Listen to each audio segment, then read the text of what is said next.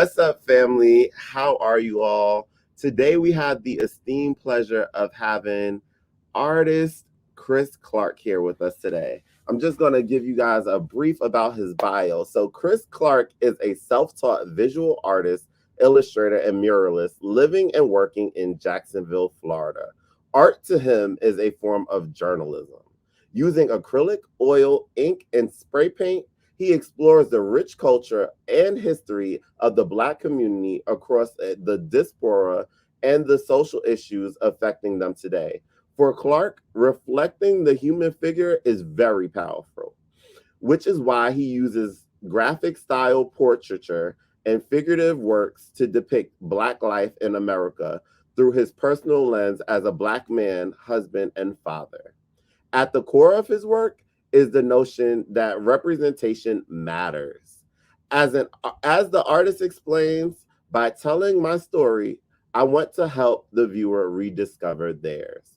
Clark's artwork has been shown in exhibitions around the US and abroad, including 21-piece salute, a salute to the ancestors who lost their lives in the 1921 Tulsa Race Massacre, at the Black Wall Street Gallery in New York, and Through Our Eyes, Journey to South Africa at the Nelson Mandela Metropolitan Art Museum in Port Elizabeth, South Africa.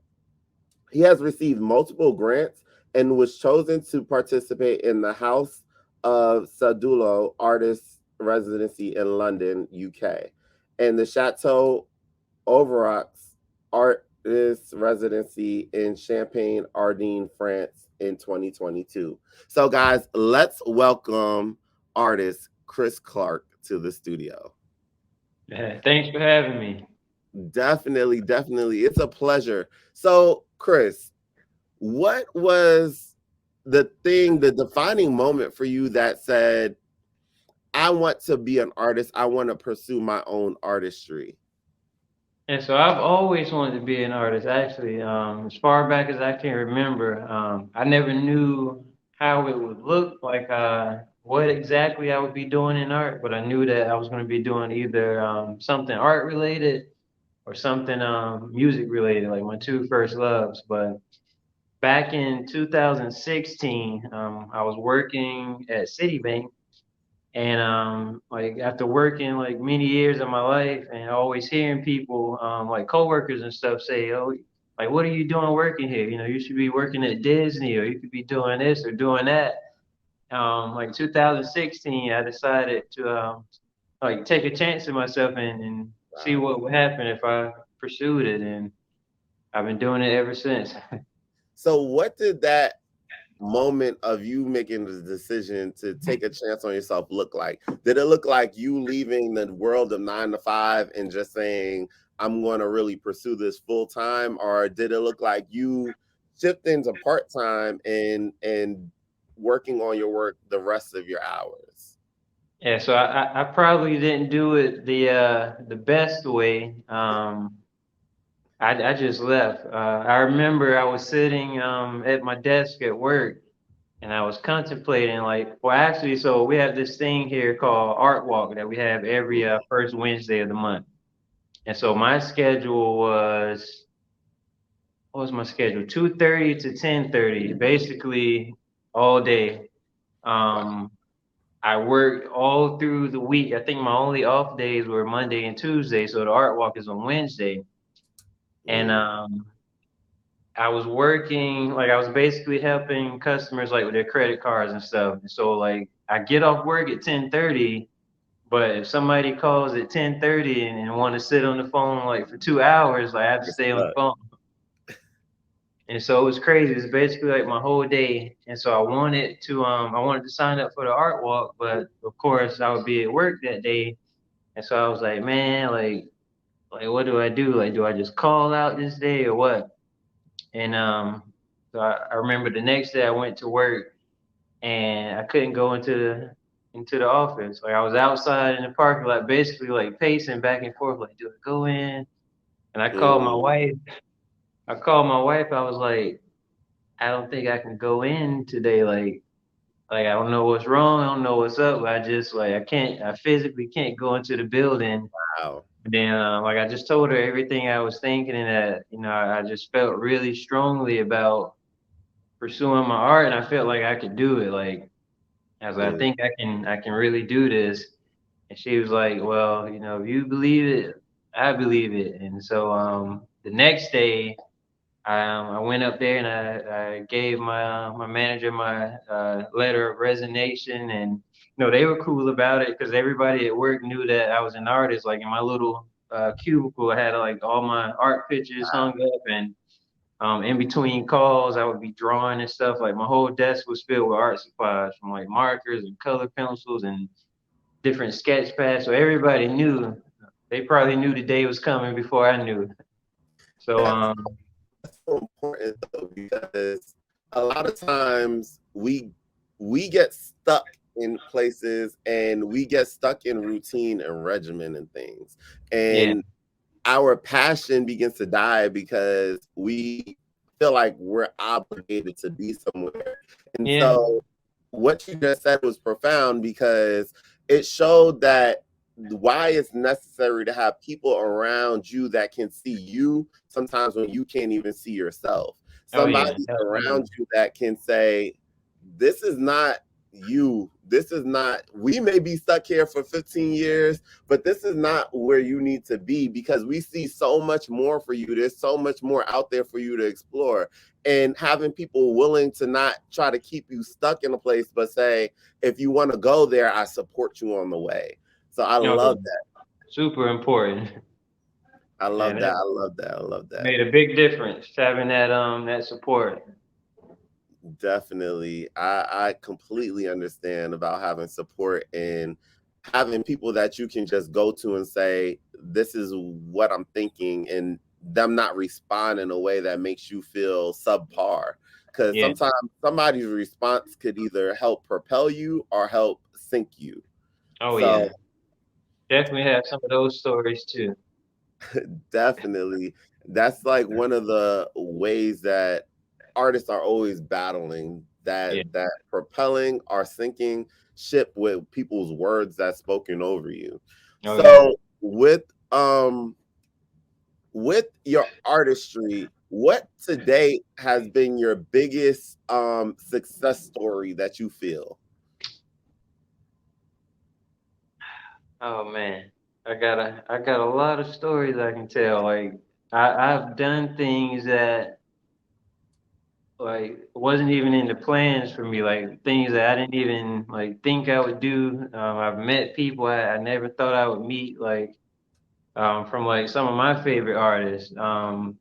Like for instance, one of my favorite artists, Bisa Butler.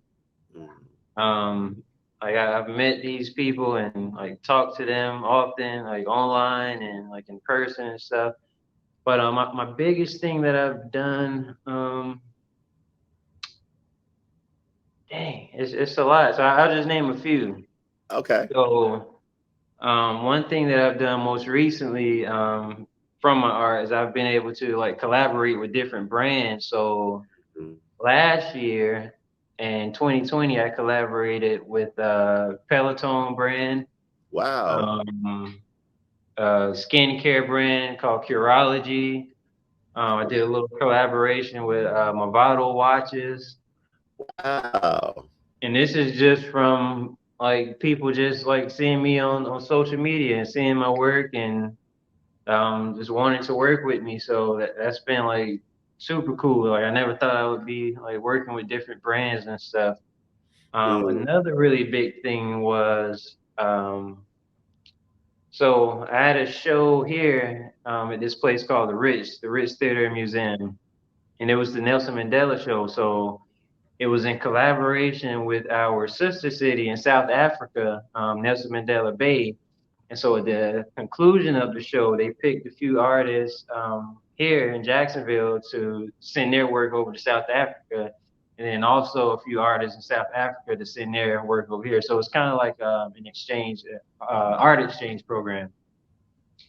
And we were supposed to travel to South Africa, but a lot of things, a lot of issues came up, so we weren't able to travel there. But then, like a few weeks later, I got a message on Twitter, and I rarely post my art on Twitter.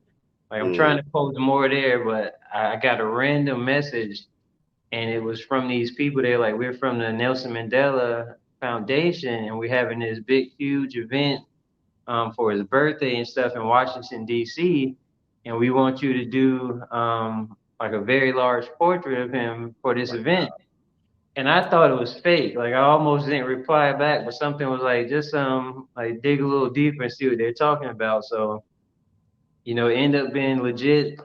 They flew me and my wife out to DC. We got to stay in like this beautiful hotel there. I think it was called a what was that hotel? I can't remember the type of hotel, but it was like super super crazy on the inside, like chandeliers and all kind of stuff. So for the event, they had this world-renowned florist come in, and he like flew in all these like plants, like live plants native to South Africa. And so like they were like whole trees from South Africa in the lobby of this hotel that's just for amazing. this event. And so like I met a bunch of people there. I was sitting at the table like literally like right across from African dignitaries and all Mm, kind of people. Like Chloe and Hallie were there. We were actually sitting at their table by accident. So when they showed up, we had to move to a different table. But wow. yeah, that was probably one of the biggest things so far that I've done. That's dope. That's dope because um you said something that really stood out to me. You said you mentioned different social media sites, right? Yeah, You mentioned Twitter and your work being seen on social media. So, how important do you say it is as an artist to be visible on platforms, on social media platforms? Because there's different ways for artists to go about showcasing their work. But how yeah. important do you think social media is playing a role in artists' ability to be seen? Yeah, in this day and age, I think it's super important to be on social media, especially Instagram. But I try to be on everything because like what I've learned is that each platform has its own demographic. Mm, So yep.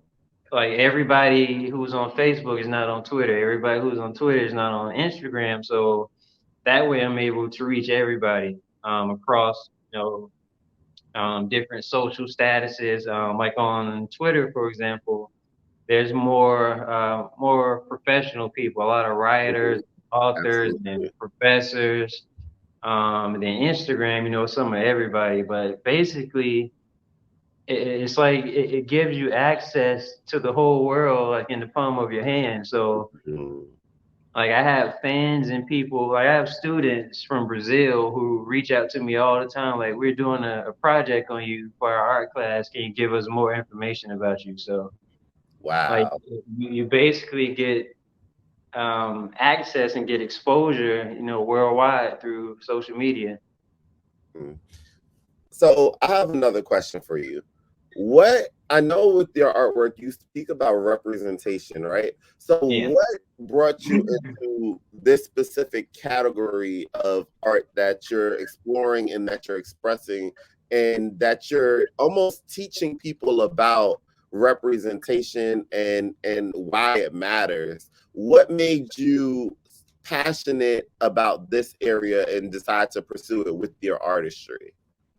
What made me passionate about this area would be just like visiting museums and galleries in the past and going in there seeing like some fabulous artwork, but not seeing anything that looked like me, Mm, or not seeing anything that I could, directly relate to. So I was like, I want to create work that one day, a kid can go into a museum and see something that looks like them and something that they can relate to. that's good. That's good. Yeah. That I think that I was gonna say I think it's important, like to see a reflection of yourself because especially in higher institutions of art like that, because it lets you know that you belong there in the first place and mhm. that you can do it too. Like this guy, who's from where I'm from, who looks like what I look like, can make it here, then I can make it here. Definitely.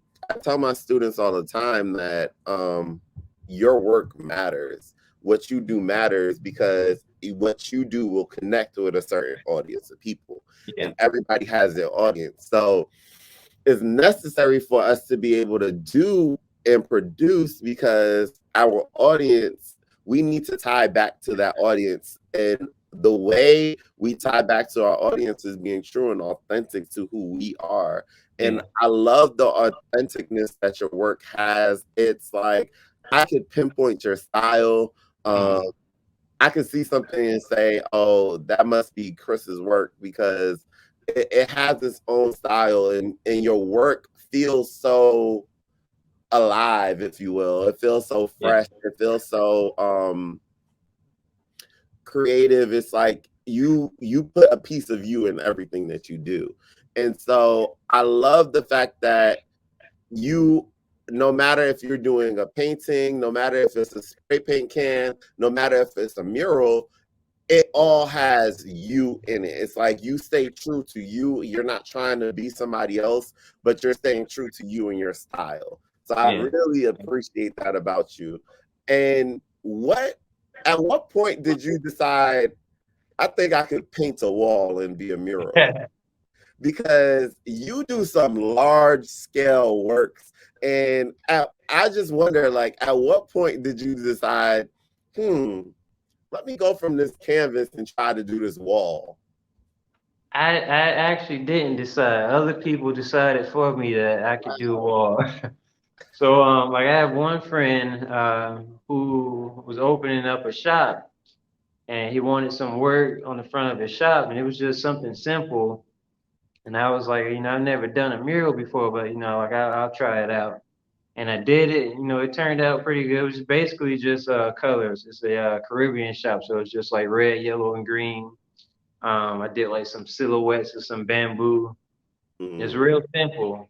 And then from there, another friend saw that who owned a dance studio. He was like, "Well, can you do some dancers on my wall in my dance studio?" So I did that. And from there, somebody else saw it, and it was just like a avalanche, like a snowball effect. So it, I, Wow.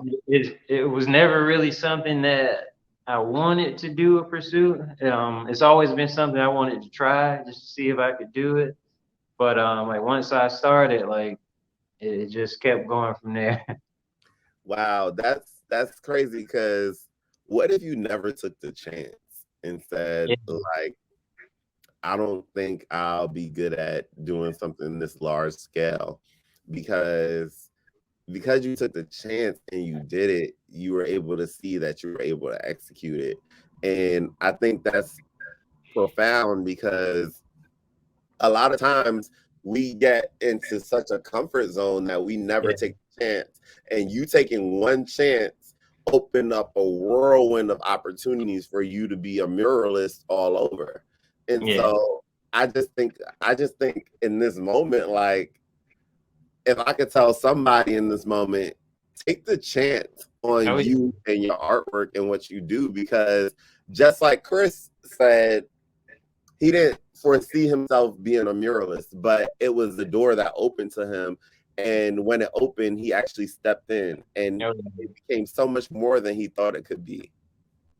oh yeah. So, so I just want to, right now, we're about 19 minutes in. So I want to just use this moment, just stemming off of that, for you to give a moment of encouragement. I'm going to get off the screen. I'm going to hop off, and I'm going to leave you with a lasting moment to speak to students all around, and encourage them in what it is that they may be doing. Encourage them to keep creating wherever you feel led. I'm going to give you this moment to encourage students with their artistry. All right. Okay. All right. So for me, I have basically two things that I like to live by as it relates to my art. So the first one is do what makes you happy. Don't worry about what's trending or what you think other people like or what you think other people want to see from your work. just simply do what makes you happy and tell your story, because your story matters and your story is important. And there's someone else out there who's looking for work that's telling that story. So they're waiting for you to be your true, authentic self. So don't feel like you have to be anyone else or do what anyone else is doing, or do what's popular, or do what you think will get likes on social media. Just basically do what makes you happy. The second thing is one of my daily affirmations that I tell myself every day, and that's to do the work. So yeah, don't focus on likes or how many followers you have. Just focus on the work, and all that stuff will come. Like you won't be able to hide from that stuff. So you won't have to chase all of those things. Those things will chase you. As long as you focus on your work and just do what makes you happy. Awesome, awesome. So I just want to say thank you again for taking your time out today and really letting us get the opportunity to know more about you, the artist, more about you, the muralist, and taking the time out to encourage us. We greatly appreciate your time. Oh yeah, thanks for having me. I'm glad to be here. Definitely. So, guys, that is a wrap. We will see you in the next interview of Rob the Art Teach interviews, where we have the opportunity to interview so many dope artists doing dope things today who are alive. Have a good one.